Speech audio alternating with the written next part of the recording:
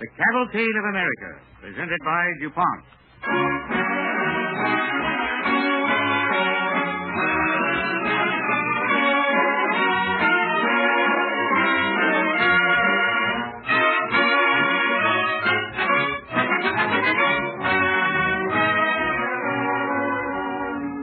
The basin of the Mississippi is the body of the nation. Once a great man chose that for the first line of a famous book.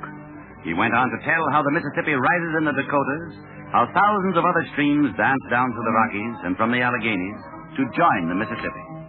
Then the great shining tide rolls on, 3,000 miles to the Gulf. A noble river. Many of its sons have put it into song and story. But we feel the man who, of all others, felt most deeply its power and compelling lure was Mark Twain. The river gave Mark Twain to the world, and gratefully, because he could never forget it, he made the world love the Mississippi. It is his story that we will tell you tonight.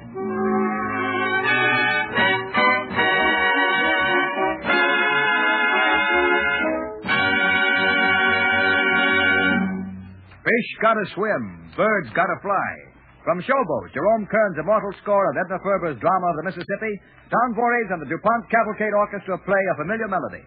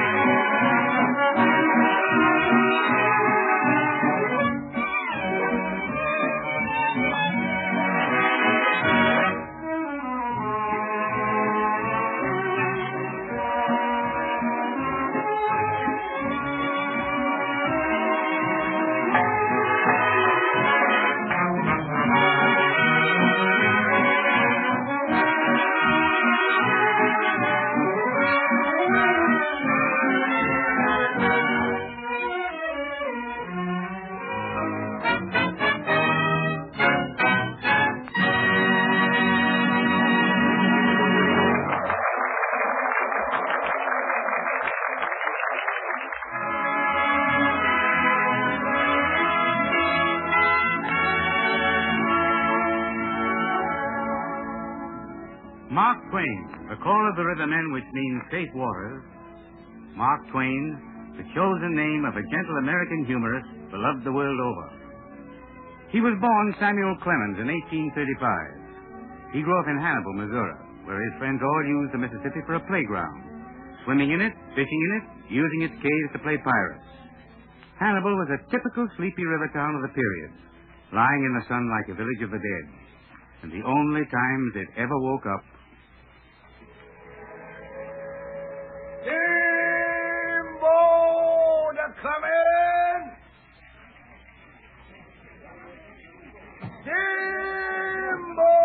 Come in!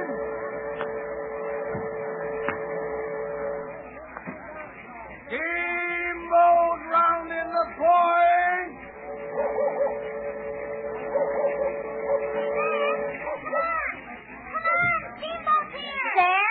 Samuel Clemens, where you going? Steamboat, Mom. Maybe it's the Amaranth. You take that tail of whitewash and go on with the fence. Oh, Mom. How can I be a river pilot if I don't watch them dock? If it wasn't for that river, maybe you'd have melted something. Oh, Mom. It is the Amaranth. Mom, I promised to amount to something if I can just finish that fence after dinner. Don't talk to cargo loaders. It's men's talk, and it fills your head up with matches and Baton Rouge and river jokes I never heard of. Sam? Oh, that young one, he's to death.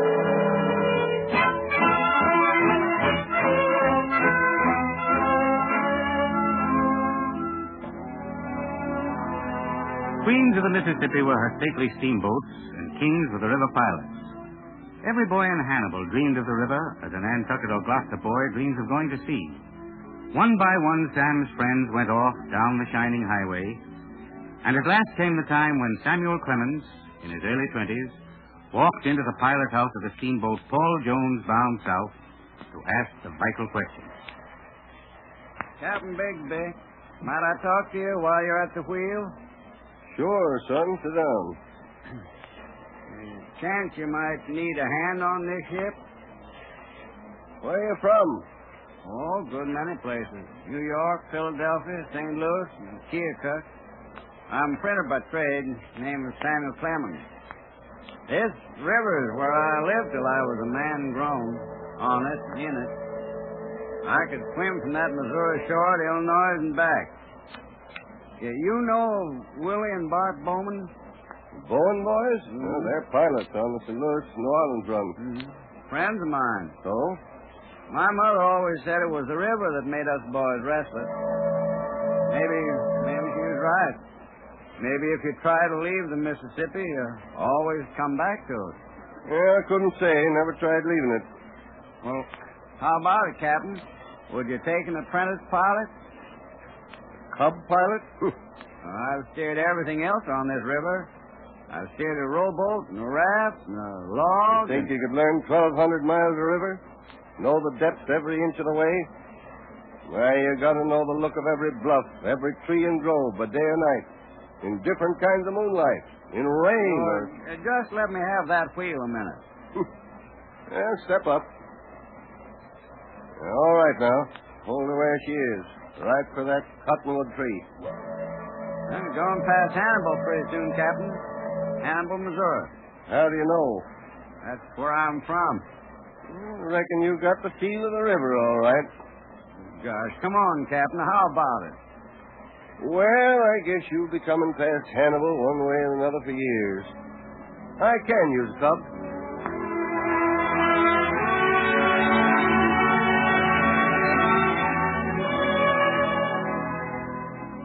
And so the river became Mark Twain's life, as he was sure it would. He learned every depth in the river, but he also learned about people. People learned about him. Humor and courage were the everyday qualities of a pilot. Searching for the dim shapes of headlands at night trained his eyes. And Samuel Clemens learned patience watching cargo on the wharves of New Orleans. Sometimes at night, out on the levees, he'd talk to his favorite young brother, Henry, who followed him on the river. That's a beautiful river, Sammy. Which part do you like best? It's all good. You're a lightning pilot, Sam. Not afraid of the reefs. That's what I'm going to be. Maybe I was wrong to get you on the river, Henry. How'd Mother feel about it? Suppose she thought brothers would be good company. But now we'll get separated if I go north on the Pennsylvania. You go on. We'll get together later. I meant to say, Henry, this river, sometimes it's a treacherous old snake. If anything ever happens to a boat you're on, swim for it, across the current. Don't take care of all passengers first. Sure, Sammy, sure. Look, there's a shooting star.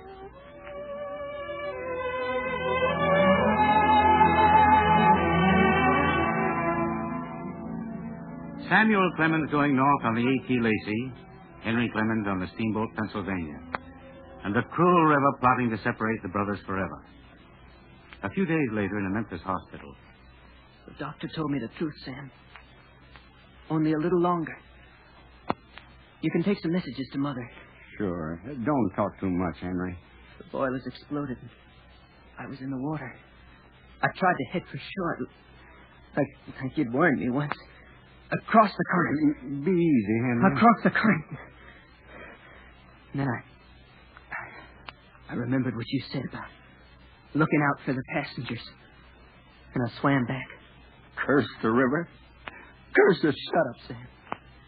You'll bother the others. I'm not afraid. I'll be in safe waters. Mark Twain.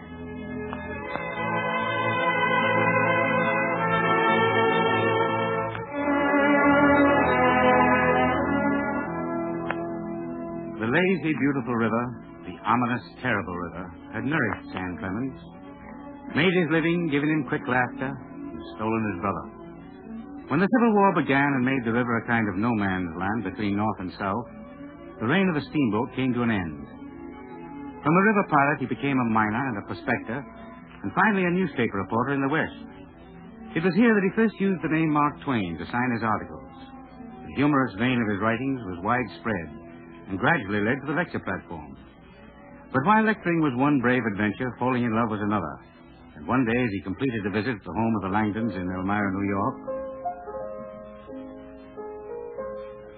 Livy, Don't interrupt you. you always call me youth. Thanks for the compliment, but I'm no youth by a long sight. Now, you mustn't use slang. You shouldn't say things like by a long sight. I didn't know it was wrong, Livy. It just came out natural. Well, you never hear any slang in this house, you bet your life. Yeah. I have to say goodbye, Livy. Yes, I know. You're going today. You have a lot of important work to do. There's a lot of things I'd like to tell you, Livy. I think about you all the time. Oh, you do you? Sam, we better hurry if we're going to catch that train. Are you all ready? Yeah, I guess so. Well, goodbye, Livy. Goodbye. I hope you have a pleasant trip. Well, what's the matter with her? Just girls are like that sometimes. You know, Charlie, I almost wish I could stay on a couple of weeks. This has been the first real home I've seen since I left Hannibal, Missouri. Sam, you and Livy, it would be most embarrassing if you stayed on. Charlie, tell me the truth, will you? We're friends.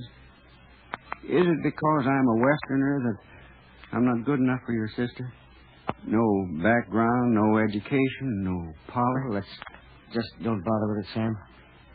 The carriage is waiting. Maybe I could write books, Charlie, if I just had a reason for writing them. Livy's the best reason I ever saw. Almost train time, Master Tom. Oh, thanks, Tom. Will you take the bags, please? Yes, Master. We'd better hurry, Sam. Certainly, Charlie.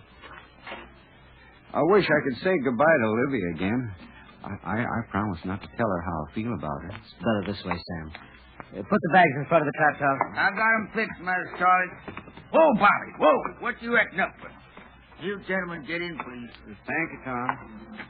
You all settled, Sam? Light trap isn't so comfortable with baggage.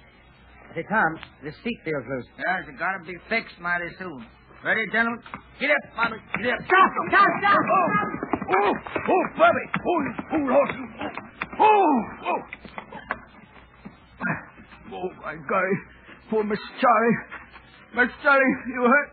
You hurt bad? I'm all right, Tom. Help me up. Yeah. Where's Sam? Yeah. Sam! He must have fell right out on his head. Sam, old man. Tom, run for the doctor. Charles, what Keep back, happened? Libby. Oh, let me help him. Charles, is he dead? The horse jerked and the seat broke and dumped us both out. All right, you stay here. I'll get water. Oh, you, my dear. Speak to me. Livy? Darling, you're all right. Yes, dear. Didn't you fall on your head? I hope not. I think I'm going to need it. Livy, I've promised not to tell you. I'm in love with you. Oh, then you mustn't tell me. Oh, darling, I'm so glad.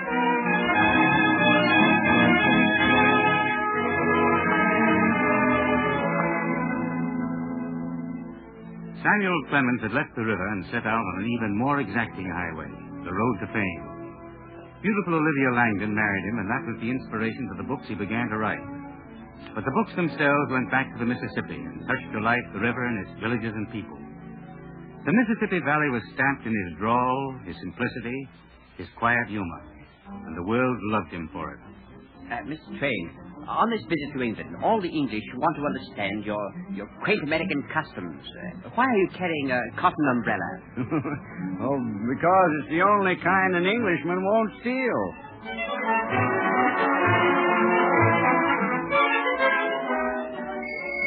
Welcome to Berlin, Mr. Twain. Will you sign the register here, please, Mr. Twain, under this name?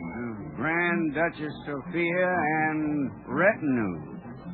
Just sign me Mark Twain and suitcase.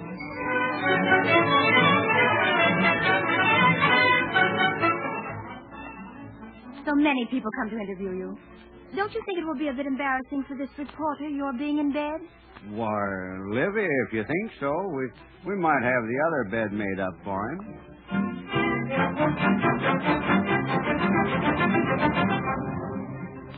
These thousands of silly letters, you. Listen to this one. Dear Mr. Twain, I hear you are so famous that you now get $1 a word for your writing. I'm enclosing $1. Please send me a word. All right, Livy. Send him one word. Thanks.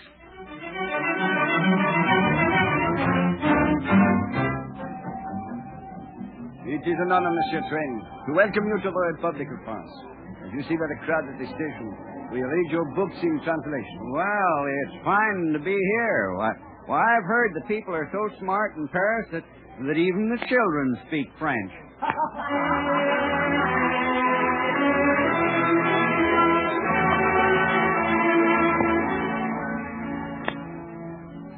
Sometimes Samuel Clemens, the river pilot, must have marveled at the life of Mark Twain, the writer.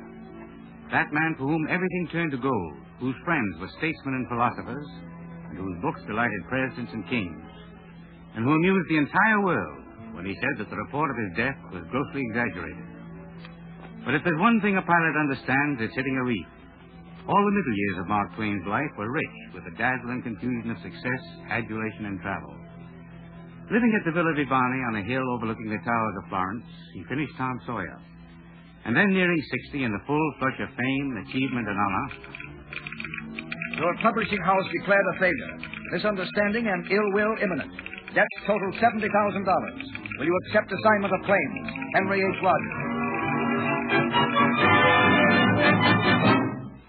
I'll take that assignment. I've got to pay it back. $70,000. I can start work, write anything they order, any book or article. No more speeches or dinners or banquets or playing the great Twain. Oh, Youth, if we could only pay it back. Anyway, we can't go back home. Why? Oh, I can't face it, Livy. I just can't face the music until I've paid every darn cent. We can stay abroad, wherever you think you can write. What scares me is that I might not be able to write. I can't remember anything, Livy. No stories, no jokes. I fish down in the mind, and it's a blank. That's only worry, my dear. Wish I were younger. I'm nearly 60, and I've been away from the river a long time.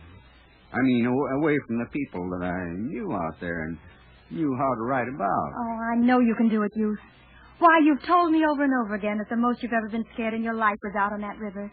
You said hitting one... I wish I was young again, Livy. Long enough to see the Mississippi. I'd like to be in the pilot house and feel the water getting shoaler.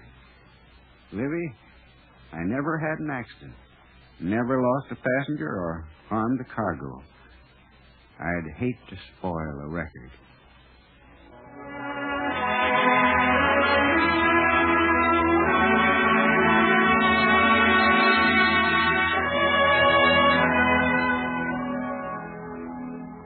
Years of exile, of lean living, of wanting to go home. But the work Samuel Clemens knew he had to do went on. There was work like the finished beautiful book of Joan of Arc, the work of lecturing on a tour that took him clear around the world.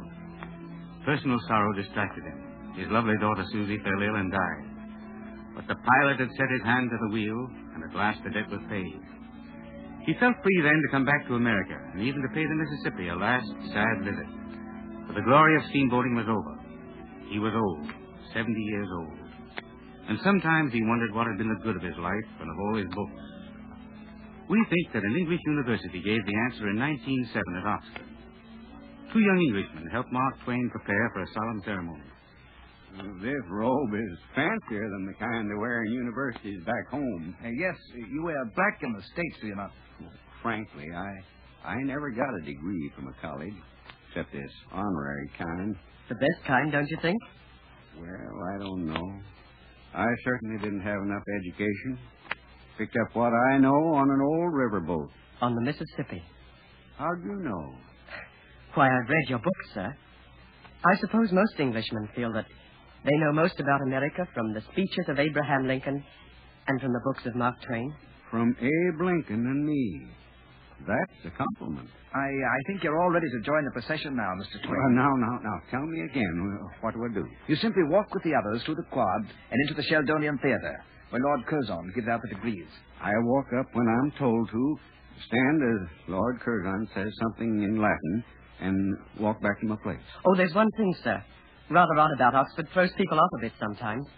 The undergraduates all sit in the gallery and shout out their own comments on the degree holders. Well, how do they feel about Americans? Well, I think you're just the person who's won them over, sir. They remember all your charming insults about England. Good Lord. Will they remember them?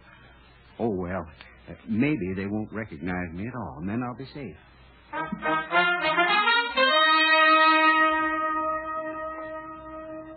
Quietly, Mark Twain adjusts his gray and scarlet gown, walks slowly to his place in the procession, stands with the other honorary fellows, with Prince Arthur of Connaught, the sculptor Auguste Rodin, the composer Saint-Saëns, the poet Rudyard Kipling. Then into the great lofty hall, steeped in the ancient courtly tradition of British pageantry and learning, moves the solemn academic procession.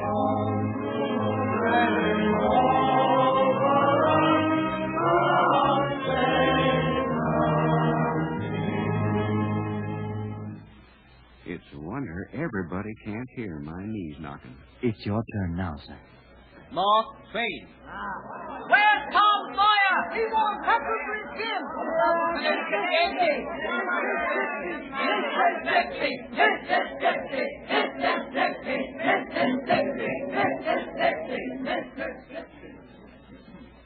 Amabilissime et gratissime hilaritate orbis terrarum latera quasas.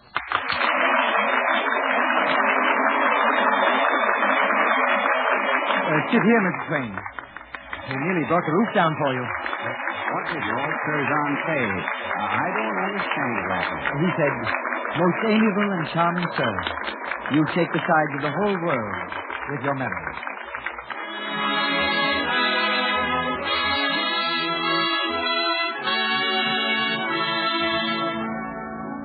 Mark Twain made the world laugh, but he did more. He won a world public's admiration and respect and made the Mississippi known wherever men knew the printed page. He died with his debts paid and his mind at peace. Mark Twain, the pilot, was in safe waters at last. And the riches he left were as great as this country has ever received from any of her literary sons.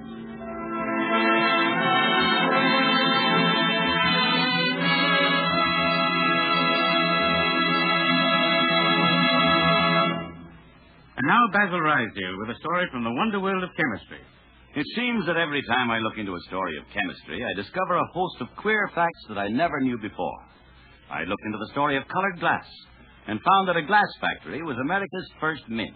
Yes, mint, a place where money is made. Way back in 1621, some glass workers from Venice were brought over to Jamestown, Virginia to make colored beads to be used for barter with the Indians. And so colored glass was first made in this country to serve as money.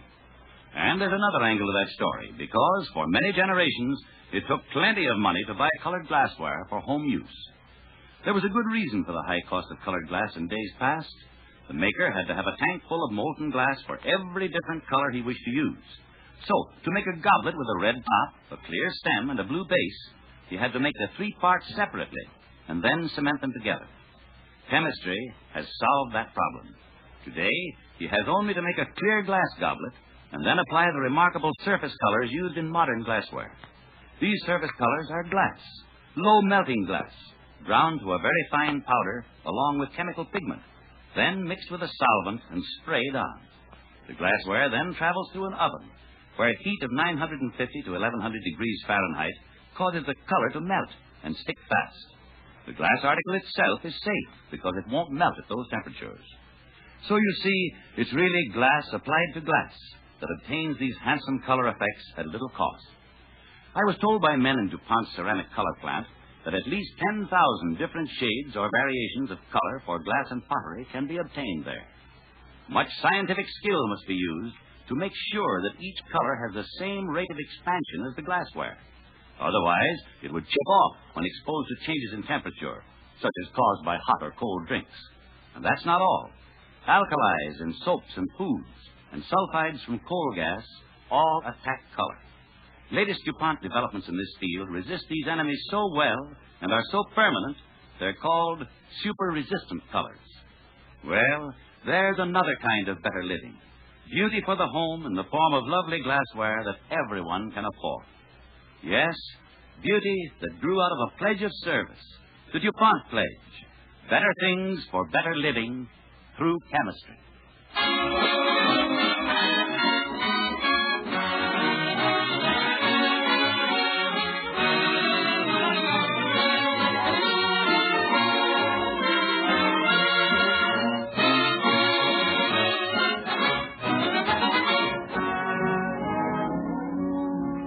This radio presentation was arranged through the courtesy of the Mark Twain Estate and Harold Sherman, who has been granted the exclusive right to dramatize the life of Mark Twain. Next week, the Cavalcade of America will present the story of the American patriot, Nathan Hale.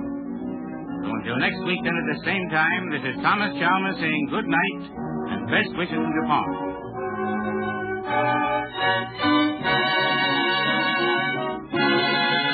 This is the Columbia Broadcasting System.